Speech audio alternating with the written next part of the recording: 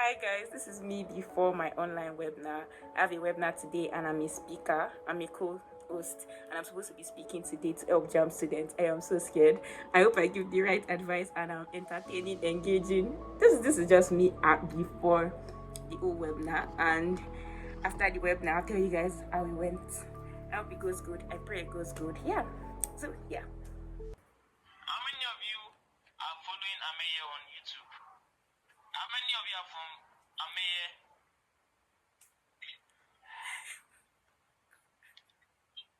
So that means you know her already. So I mean, if you go to her TikTok, if you go to her YouTube, she posts amazing content about about how she goes about as a student. So you can always go there to get the experience. If you have watched one of our videos, you would see how valuable it is. So the same way our videos are valuable on TikTok, that's the same way she wants to share valuable knowledge right here on this course. So please, just like I said, make sure you're open to listening, make sure you're open to understanding, and make sure you're open to wanting to learn. So you should be speaking with us right now, and make sure, remember I'm emphasizing on making sure you're ready to learn. So, Miss Orolua. Good evening, I'm Orolua Ameye and I'm a 300 level medical student of Afebara University. I'm the co-host today, and basically I'll be sharing some of my stories and also taking like questions and answers. So in between my stories, like what I'm going to be telling you guys, like you guys can ask questions and I can answer in between, so like it's interactive. But like, okay, now the mistakes I was making the first time I was writing JAMB. Now, I don't want this to be just about science students, but unfortunately, I'm a science student, so like I'll just have to explain based on what I was doing. Now, the thing is, for me, physics was my weakest subject. Let me go back to physics. Now, for my physics, like I told you guys, I was not strong in physics. My physics lecturer was not good at all. So I told myself that, oh, I was going to focus on physics, study physics very well so that I pass physics. And then I neglected biology because I felt like, oh, I'm me that used to. Okay, where was I? I was talking about physics and how I was not confident in it and I was confident in biology. So I felt like, oh, I don't need to focus so much on biology. That plus I've been getting A since SS1. So like, what is simple jam that will not just pass everything? So I was like, oh, let me just focus on physics. So now for physics, I finished about 2 textbooks before I actually wrote JAMB. And for chemistry, I didn't really like chemistry, to be honest, until my second JAMB. So for chemistry, it was just here and there. I was just trying to just learn a few things. And for English, I made sure I read the novel completely and was able to like know similar words and meaning in the text, in the notes and everything. Now, the day of my JAMB, instead of me to be revising past questions, I was opening textbooks the morning of my mock JAMB. Okay, let's start with mock JAMB first because I'll grow mock JAMB. So the morning of my mock JAMB, I was opening textbooks, checking textbooks and everything. And then I walked in for the mock JAMB and then I was doing the questions and I was seeing biology questions. Like, oh, I was answering the questions. I was confused because normally I know biology, but then it seemed difficult for me in the exam. I was like, where are these questions coming from? Like, is this the same me that used to pass biology that is seeing all these questions? I was confused. When I got to the physics section, I was doing a little bit better, but it was still hard for me because I did not understand the physics. I only crammed it. And for chemistry and everything. So when my mock JAMB result came out, I remember the score. I got 232, 222. I cried. Because when I saw that result, I was like, Jesus, why do you understand I want to get 300 plus? And this is the nonsense mark I'm getting. And you know, guess what? You don't know what my lowest was. My lowest was in biology. The biology, I told myself, oh, I can never fail. Biology is so simple. Biology, I got biology covered. That was the biology I actually failed. And then I was like, oh, no. And then I got scared. I was panicking because obviously 2 weeks to JAMB. And I was like, oh, I have to finish biology textbook. I have to finish chemistry textbook. I was just trying to finish all the textbook. So I was like, oh, let me start from the back. Because that's what I usually do. Start reading from the back of the textbook forward. So I started reading from the back of the textbook forward. And that was just what I did up until JAMB. I didn't really do past questions because when I would do past questions, sometimes I'll get demotivated. Maybe I do 40 questions and I only get 18. I'll get demotivated. I'll be like, let me just understand all the concepts very well. I don't really need past questions. And I'll be like, oh, sometimes when I do past questions and I see some answers are wrong at the back, I'll be like, you know what, the people that did these past questions, they don't know anything, so why should I be looking at their past questions? Let me just read textbook. That's how I read textbooks. I was very confident. The day of the exam, I was like, okay, I've actually finished a lot of textbook.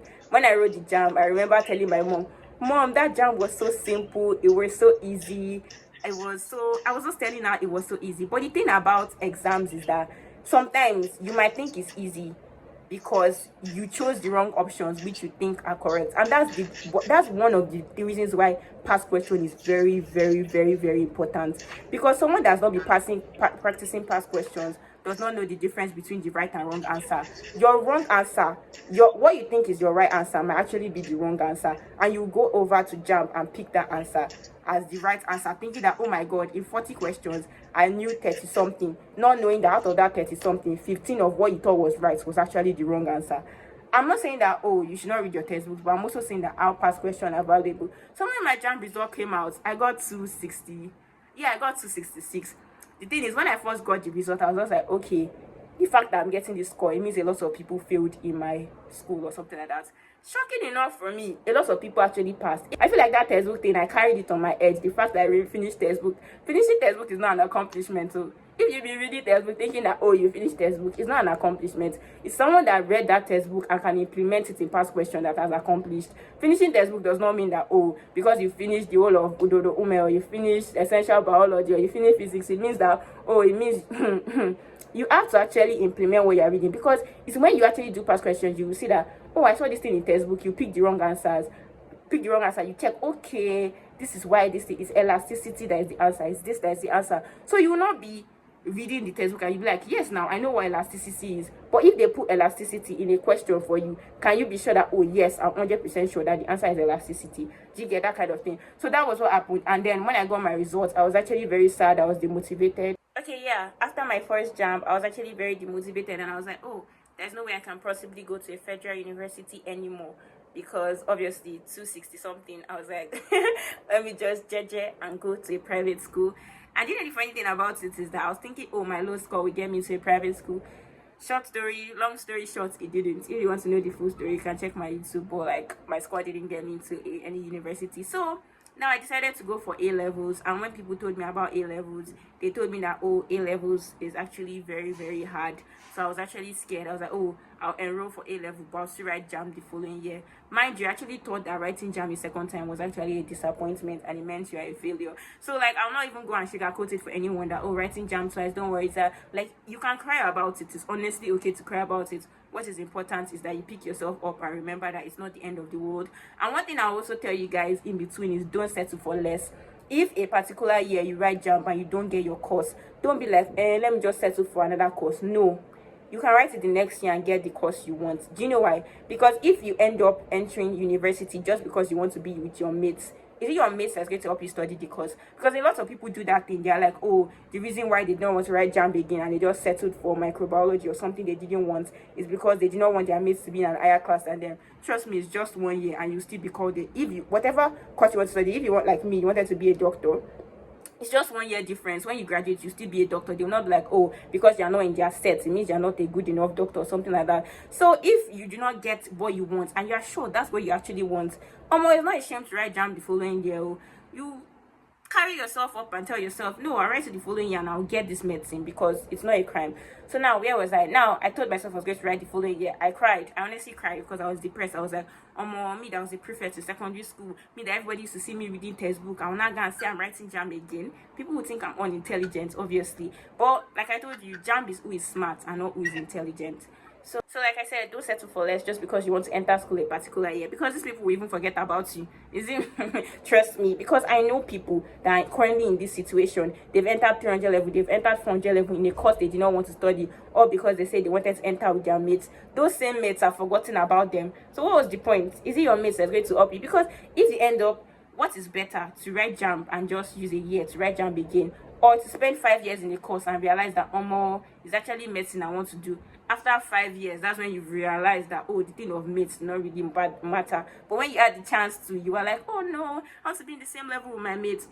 If you're having that mentality, please delete it, because that is a very, very dangerous mentality. Now, on to the next thing. Why me writing JAMB the next year? So the next year I was writing JAMB. You remember, I'm preparing for A level. So A level was a little bit more advanced, and people already told me that, oh, A level is hard. There are lots of people don't pass A level. That if 100 people are writing A level exam, only like 5% will pass, and I was really scared about it. So as I was preparing for my A level, I was also preparing. I was not really preparing for JAMB. I will not lie. I started preparing for JAMB like 2 weeks to JAMB. Let me just be honest with you guys. I did not prepare for JAMB because I was focused on my A level, because I had no mindset. I had no reason to settle for 100 level. I was like, since I'm doing A level, let me just settle for 200. So like 2 weeks to JAMB and everything, I was not doing past questions because I was like, oh, it's already too late to start carrying textbook. It's not like someone came and advised me and told me that, past question is actually the way. I just felt like time was not enough. Another thing my school told me also was that your mock JAMB score plus or minus 40 was going to be your actual JAMB score. So that actually scared me. Like my first JAMB, when I told you guys I got 222, and then I was like, plus 40. That still did not make up to 300. I don't know if that's true, but for me, that was literally my average. So the second time I was writing mock JAMB, I got 287. Oh my god, I was happy and I was also sad. I was sad in the sense that the group I was in was like an academic circle, and despite the score was relatively okay, it was not still up to 300, and I wanted to be getting 300 plus in mock JAMB, so that I'll be like, obviously my JAMB I'll get 300 plus. So I was not really happy about it. So then fast forward to JAMB, and I wrote JAMB day, and I remember that JAMB day I was actually very happy. I was telling my friends, oh my god, I saw this thing in past question, it was exactly like this, but they just twisted it. So you know that one that there was a question on fruits that they were talking about mango, so instead of mango they changed it to orange, so the question was talking about orange. Thank god I understood it. Thank god. I was also so happy because I understood it. Like, I saw repetition in the exam, but people won't see the repetition. It's only someone that did that past question and did it and understood the past question that can see the repetition. Now you would do your JAMB, and you tell yourself that, oh, my own JAMB, I did not see past question. It's a lie. There's past question there. You did not just study your past question well enough to notice that there was repetition. It's only someone that studied their past question very well that'll be able to notice it, because it's not something that is plain obvious. Like, it's not something that is plain obvious at all. Because when people wrote JAMB that same day, they were like, they did not see any past question. Me, I saw plenty past question. In fact, my physics was entirely past question. That's what I told people. They were like, alright, how is that possible? I was pointing out the years that everything was from and how they twisted it. They were like, how did you know this? And I was just like, me, I don't even know. That was just the past questions I thought to read. And lucky for me, those things came out. For my physics now, there were no calculation questions. All the questions there were word questions. You know word questions in physics now, that they can be like, Hooke's law or something. They could just look for one sentence that when something is constant, what does it mean? Those kind of questions. And I understood those things. So that's what really helped me, because physics, you have to understand it. That's just the bitter truth about JAMB. You have to understand it. You cannot la cram, la pour. If it's theory, you can la cram, la pour, and pour the one you know you're confident in. But JAMB is not going to tell you to pour the one you're confident in. If you miss it, you miss it. If you get it, you get it. There's no, you are close, Sha, so they will give you half. There's no you are close, Sha. You either get it or you don't get it. So that's just it. So for my second JAMB, okay, for my second JAMB, chemistry was actually my highest, because I did a lot of past questions on chemistry, and I told you I used that past question that everything was in section. So like, I saw, like, when I do past question, I'll go to the section place and I'll answer. Let's say like I'm not confident in a topic. Like, let's say I'm not confident in, let me look for a topic.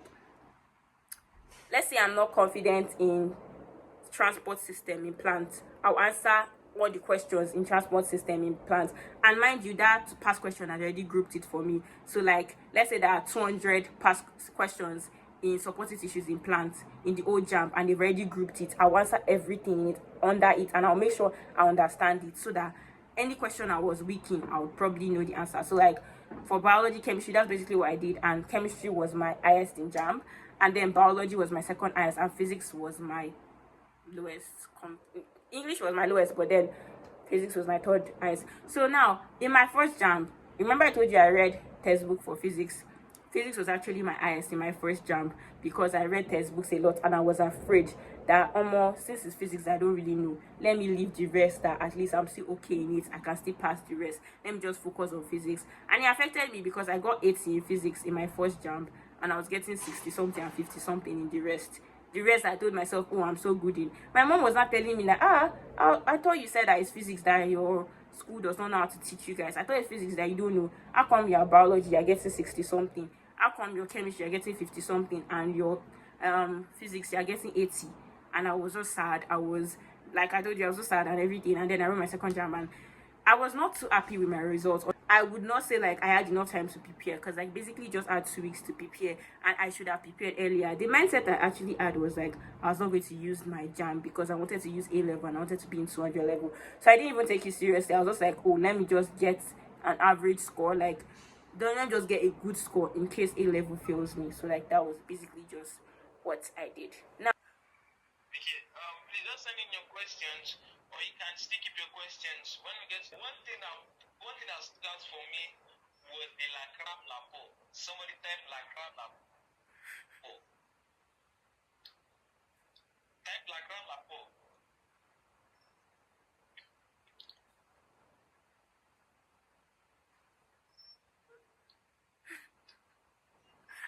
Now, I said the time la crap la po, so you don't do la crap la po. Are you listening to me? La crap la po does not work with JAMB. The way JAMB questions work, it says that you must understand the question that is being asked. JAMB is very simple. If you look at the flyer that was passed, if you look at the material that was sent, you will see how the content was getting 300 plus in JAMB is easy.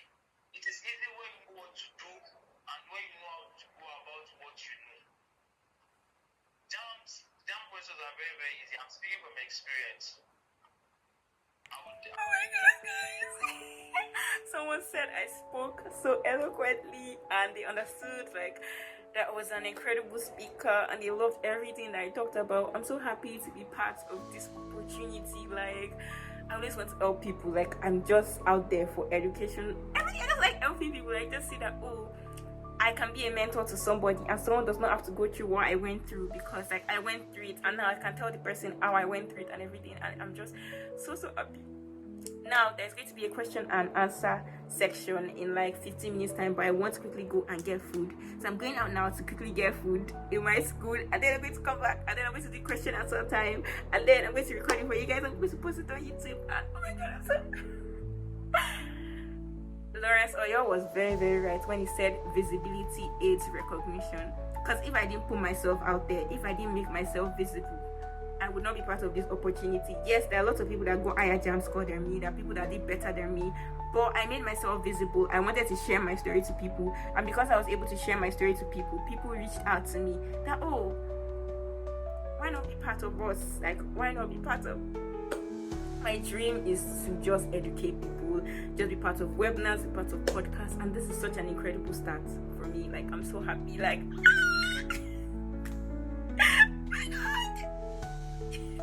my god, guys.